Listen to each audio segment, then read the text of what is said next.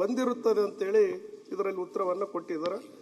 ಯಾರು ಆ ವ್ಯಕ್ತಿಗಳಂತೇಳಿ ಸನ್ಮಾನ್ಯ ಸಚಿವರಾದ್ರನ್ನ, ಯಾಕಂದರೆ ಏನಾಗ್ತಾ ಇದೆ ಅಲ್ಲಿ ಗಡಿನಾಡು ನಮ್ಮದು ತೆಲಂಗಾಣ ಮತ್ತು ಆಂಧ್ರ ಎರಡು ಗಡಿನಾಡಿಗೆ ನನ್ನ ಗ್ರಾಮೀಣ ವಿಧಾನಸಭಾ ಕ್ಷೇತ್ರ ಇದೆ. ಅಲ್ಲಿ ಸುಮಾರು ದಿನನಿತ್ಯ ಸಾವಿರಾರು ಜನ ಅಲ್ಲೆಲ್ಲ ಇದೇ ದಂಧೆಗೆ ಈಗ ನಿಂತುಬಿಟ್ಟಿದ್ದಾರೆ. ಪೌಡರ್ಗಳನ್ನು ಆ ಕಡೆ ತೆಲಂಗಾಣದಿಂದ ತರೋದು, ಈ ಕಡೆ ಸೇಂದಿಯನ್ನು ಮಾಡೋದು.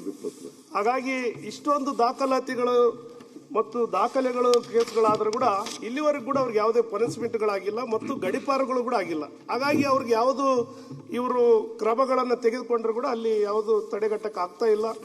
ಸುಮಾರು 13,557 ಲೀಟರ್ಗಳನ್ನು ಇಲ್ಲಿವರೆಗೂ ವಶಪಡಿಸಿಕೊಂಡಿದ್ದಾರೆ. ಸುಮಾರು 183 ಕೇಸ್ಗಳನ್ನು ದಾಖಲಿಸಿದ್ದಾರೆ ಮತ್ತು ಇಲ್ಲಿ 102 ಕೇಸ್ಗಳನ್ನು ಬೇರೆ ಬೇರೆ ಡ್ರಗ್ಸ್ಗಳಿರ್ಬೋದು ಇವೆಲ್ಲ ಮಾಡಿದ್ದಾರೆ. ಆದರೆ ಯಾವುದು ತಡೆಗಟ್ಟಕ್ಕಿಲ್ಲ, ಬೆಳೀತಾ ಹೋಗ್ತಾ ಇದೆ, ಹನುಮಂತನ ಬಾಲ ರೀತಿಯಲ್ಲಿ ಬೆಳೀತಾ ಇದೆ. ಹಾಗಾಗಿ ಇವೆಲ್ಲವನ್ನ ಅಕ್ರಮವಾಗಿ ಮಾರಾಟ ಮಾಡುವಂತ ಏನು ದಂಧೆಗೆ ಇಳಿದಿದ್ದಾರೆ ಯಾರು ಆ ಹೆಸರುಗಳು ತಮಗೆ, ಯಾಕಂದ್ರೆ ಸರ್ಕಾರ ಗಮನಕ್ಕಿದೆ ಆ ವ್ಯಕ್ತಿಗಳು ಅಂತ ಹೇಳಿದಾಗ ಆ ವ್ಯಕ್ತಿಗಳನ್ನ ತಕ್ಷಣಕ್ಕೆ ಆ ಜಿಲ್ಲೆಯಿಂದ ಗಡಿಪಾರು ಮಾಡಬೇಕು ಮತ್ತು ಈ ಚಟುವಟಿಕೆಯಲ್ಲಿ ತೊಡಗಿದಂಥ ವ್ಯಕ್ತಿಗಳಿಗೆ ಬಹಳ ಕಠಿಣವಾದಂಥ ಶಿಕ್ಷೆಯನ್ನು ಮಾಡೋದಕ್ಕೆ ಮಾಡಿದಾಗ ಮಾತ್ರ.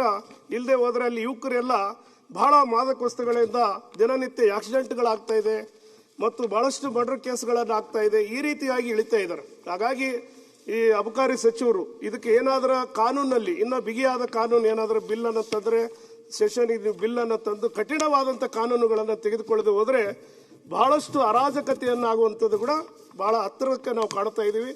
ಹಾಗಾಗಿ ಯುವಕರು ಪಾಪ ಒಬ್ಬೊಬ್ಬರು ಮಕ್ಕಳು 2 ಮಕ್ಕಳು ಇರ್ತಾರೆ, ಬಹಳ ಮಾದಕ ವಸ್ತುಗಳಿಗೆ ಬಲಿ ಆಗುವಂಥದ್ದು ಕೂಡ ನಾವು ನೋಡ್ತಾ ಇದ್ದೀವಿ. ತಾವು ಉತ್ತರವನ್ನು ಕೊಡಿ ಅಂತೇಳಿ ಹೇಳ್ತಾ ಇದ್ದೀವಿ. ಆಗ್ತಕ್ಕಂಥದ್ದು 2 ವಿಧ ಇದೆ. ಒಂದು CL2ದಲ್ಲಿ ಖರೀದಿ ಮಾಡ್ಕೊಂಡು MSLಲ್ಲಿ ಖರೀದಿ ಮಾಡ್ಕೊಂಡು ಹೊರಗಡೆ ತೆಗೆದುಕೊಂಡು ಹೋಗಿ ಕುಡಿತಕ್ಕಂಥದ್ದು, ಅದು ತಪ್ಪೇ, ನಾವು ತಪ್ಪಲ್ಲ ಅಂತ ಹೇಳೋದು. ಇನ್ನೊಂದು ಕಡೆ ಮಿಲಿಟರಿಯವರ ಹೆಸರಿನಿಂದ ತೆಗೆದುಕೊಂಡು ಮಾರಾಟ ಮಾಡ್ತಕ್ಕಂಥದ್ದು ಒಂದು ನಡೀತಾ ಇದೆ. ಇದಕ್ಕೆ ನಾವು ಆಲ್ರೆಡಿ ಬರೀ ರಾಯಚೂರು ಸೀಮಿತವಾಗಿ ಒಟ್ಟು 183 ಕೇಸನ್ನು 3 ವರ್ಷದಲ್ಲಿ ಹಾಕಿದ್ದೀವಿ. ಜಪ್ತಿಪಡಿಸಿದ್ದು 13,557 ಸಿಂಧಿ ಲೀಟರ್ಗಳನ್ನ ನಾವು ಜಪ್ತಿ ಮಾಡಿದ್ದೀವಿ. ಒಂದು ಕಡೆ ಹೊಸ ಅಂಗಡಿಗಳು ಬರಬಾರ್ದು ಅಂತಕ್ಕಂಥ ಒತ್ತಡ, ಇನ್ನೊಂದು ಕಡೆ ಅವರು ತೆಗೆದುಕೊಂಡು ಅಲ್ಲಿ ಹಳ್ಳಿಗಳಲ್ಲಿ ಮಾರಾಟ ಮಾಡಲೇಬೇಕಾದ ಅನಿವಾರ್ಯತೆ ಇದೆ. ಯಾಕಂದರೆ ಅವ್ರು ತೆಗೆದುಕೊಂಡು ಹೋಗ್ತಕ್ಕಂಥದ್ದು ಅಲ್ಲಿ ಕುಡಿಯೋರ ಸಂಖ್ಯೆ ಇರೋದ್ರಿಂದ ತೆಗೆದುಕೊಂಡು ಹೋಗ್ತಾ ಇದ್ದಾರೆ. ಅದನ್ನು ತಡೆಗಟ್ಟತಕ್ಕಂಥ ನಾನು ಪೊಲೀಸ್ ಡಿಪಾರ್ಟ್ಮೆಂಟ್ ಅವ್ರ ಜೊತೆಗೂಡಿಸ್ಕೊಂಡು ಮಾಡಿ ಕೇಸ್ಗಳನ್ನ ಹಾಕ್ತೀವಿ ಅಧ್ಯಕ್ಷರೇ. ಇದು ಒಂದು ಕಡೆ ಇದನ್ನ ನಾವು ತಡೆಗಟ್ಟಬಹುದು, ಸ್ವಲ್ಪ ಕಂಟ್ರೋಲ್ ಮಾಡ್ಬೋದು. ಆದರೆ ಈ CH4 ಪೌಡರ್ ಏನಿದೆಯಲ್ಲ ಅಧ್ಯಕ್ಷೆ, ಭಾಳ ಭಯಾನಕ ಹಾಗೂ ಮಾನವನಿಗೆ ಯೋಗ್ಯ ಅಲ್ಲದ ಡ್ರಿಂಕ್ಸ್ ಇದು. CH ಪೌಡರ್ನ ಒಂದು ಸಣ್ಣ ಪಾಕೆಟ್ದಲ್ಲಿ ತೊಗೊಂಡು ಬರ್ತಾರೆ ಅಧ್ಯಕ್ಷೆ. ಅದನ್ನು ನೀರಲ್ಲಿ ಹಾಕಿ 1 ಲೀಟರ್, 10 ಲೀಟರ್, 100 ಲೀಟರ್, 1 ಕಿಲೋಕ್ಕೆ ತುಂಬ ಒಂದು ಡ್ರಮ್ಮೆ ಒಂದು ಸಿಂಧಿ ತಯಾರಾಗ್ತದೆ.